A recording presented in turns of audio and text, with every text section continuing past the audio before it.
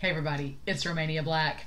Oh buddy, we're on episode 2 of number 6. I've never had a show, or at least I haven't had a show in a while, where as soon as episode 1 was over, I was like, wait a minute, no, we didn't get enough.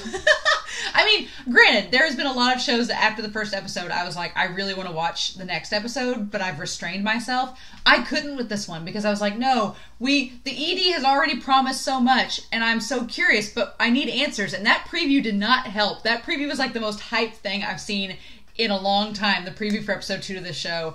You all have requested this show for a while, like for nearly a year for me to watch this, and I'm finally getting around to doing it. And I can already see why. Like, there is such 1984 dystopian vibes about this. And it's dystopian. It seems like utopia, but there is some messed up stuff going on.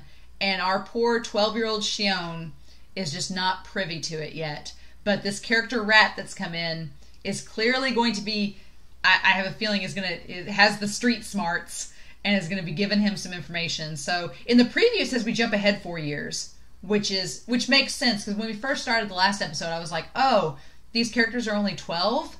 We're going to have a show about 12-year-olds? Okay, that's fine. It seems a little dark for shows with 12-year-old kids, but now we're going to jump ahead 4 years, so he'll be 16, so that's a little bit more maturity to go along with it. But yeah, this very whitewashed dystopian world that's posing as utopia, number 6, and the idea of Shion being this character who's kind of like very, very intelligent to the point where he feels, I like the metaphor that it's developing of like a rat trapped in a cage. We have literally Rat, who's the character that escaped from the cage and is running loose now, but also in a lot of ways Shion is a rat trapped in the cage. Like Shion realizes it. He realizes kind of the system that he's a part of, and he doesn't like it. There's something uneasy about it that he doesn't feel is right, but he can't quite place it because he's only 12. And so I feel like when we jump ahead 4 years, it's going to show Shion like as an older person, and I get very V for Vendetta vibes. Like he's going to be like, I kind of know the system and I don't like it, sort of thing. Or maybe he's going to try to maybe he spent the last 4 years trying to reconnect with Rat, and Rat's just been in hiding. I don't know, guys, but I'm so excited. Like, this show the concept of it is so intriguing, and I love the character and relationships we're already developing between Shion and Rat, and the other characters, like the girl that looked kind of like a sister but is not, like her, the grandmother, the mom. I'm so curious. But guys, yeah, I couldn't wait. I was like, I need to at least watch episode 2, and then I'll stop myself. Maybe. Yeah, I will. So, guys, we're on episode 2 of number 6, and I'm pretty excited. So I hope y'all are too. Thank you so much for watching. And yeah, we're going to jump right in and do episode 2 of number 6 here in 5, 4, 3, 2, 1. Let's go.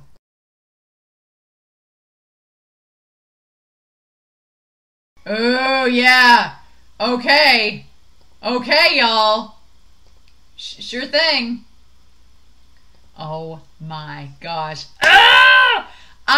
I'm really liking this show a lot already. Like, I am really on board with this show. Oh my gosh. So there's so much this episode. So much.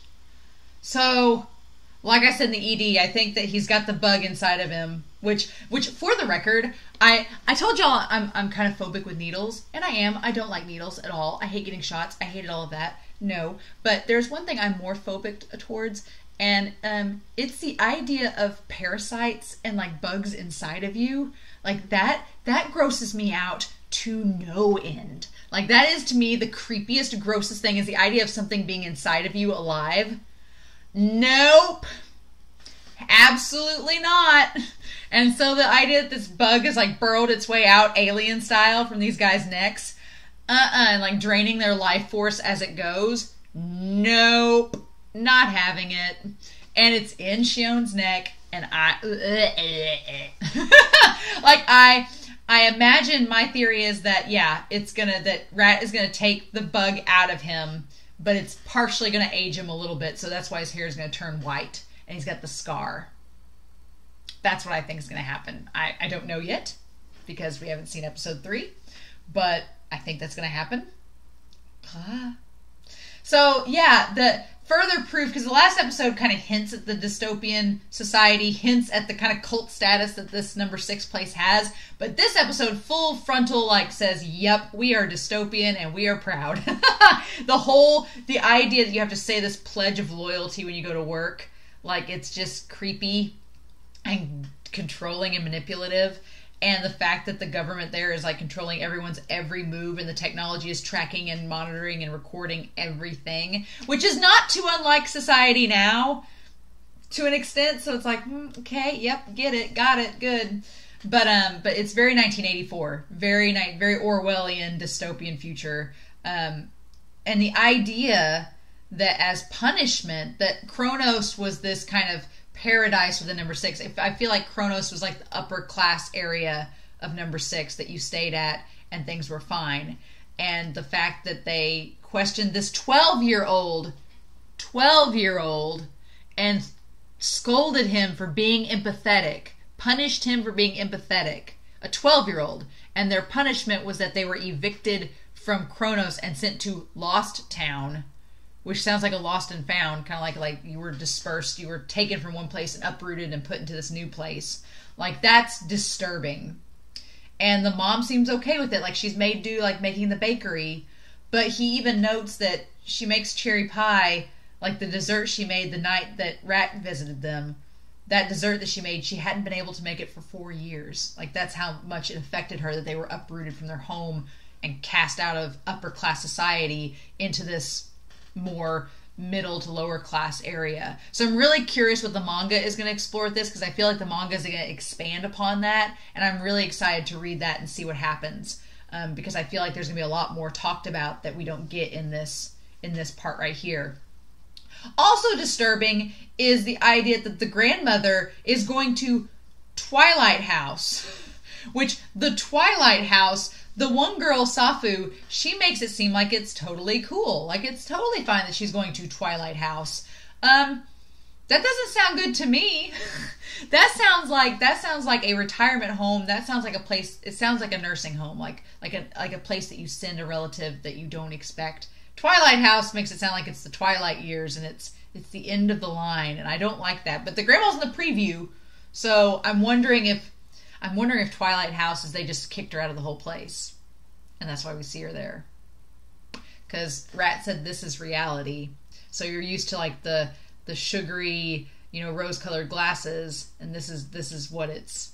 There's a book called Wool. I don't know if you guys have read it. There's a book called Wool. I really highly recommend it. It's very dystopian. It seems a lot like, but at the end of this episode, I was reminded of Wool, because Wool is like talking about class systems and class structures and how like an organized government kind of controls people and their rankings and where they place, and how you act within the government determines where your class structure is. And it's not capitalist necessarily, because in this society, it doesn't seem like a capitalist society where it's money making the world go around. It's all about status and keeping the status quo and your intelligence and what you end up doing for the government that makes it go. Because Safu, she makes the point, she's like, you had so much promise and you were going to be in the special course and you were going to do something, and now you don't have ambition. Why? And it's kind of like, in a way, it seems like Shion was sort of like given a taste of what this dystopian society is like, and it's almost like, on the one hand, at first I thought it was like an act of rebellion, like he was like, oh no, he's acting out and being rebellious and he's not going to be in the special course. But no, his punishment was that he could be in the special course. So he was going to be denied a place in high society based on his defiance. So instead of being in the special course and moving forward and getting success and status, instead of that, he's being forced, essentially, to work at this park company monitoring trash robots. And that's his 9-to-5 job. And because Shion's such a nice person and an empathetic person, he's okay with that, or he seems like he's okay with it. And he doesn't want to hurt his mom any more than he already has, so he's okay with it. But Safu, the childhood friend, she's part of the system. Like, she is part of the system. Like, she's just going through, and she's like the model citizen. She did the special course. She's going to study abroad at number 5. She is a product of the number 6 system. And it is that part where she's just asking him, like, he's 16. He's a 16-year-old person. And I'm assuming she's around 16 too, unless maybe Shion got into it at a younger age, and maybe she's like 17 or 18. But she's like, the fact that she says, I want your sperm, and I just want sex with you, is so like ultra hygienic and sanitized, and it's like the least romantic thing you could say ever. Is just, I want sex. And he's like, and he makes a good point. He's like, oh, it's not that I'm not curious and don't want to have sex with a woman. It's just that when you say it like that, I don't really want to. Not with you right now, no. And he tries to get the caveat of like, oh, when you're back in 2 years, come back in 2 years, and sure, yeah, I'll think about it. And you kind of know that she has the suspicion that, nah, we're not going to do anything, are we? But that was such a weird moment. But it's so like such a product of the system. Like she just, things are not empathy and emotions are not part of the game. The whole thing is like being scientific and objective and viewing things in like an objective lens, and there's no subjective emotional rationale to it. It's all just very logical and processed. And she's part of that system and has been spit out after the special course to view everything in those terms, and Shion's just not like that.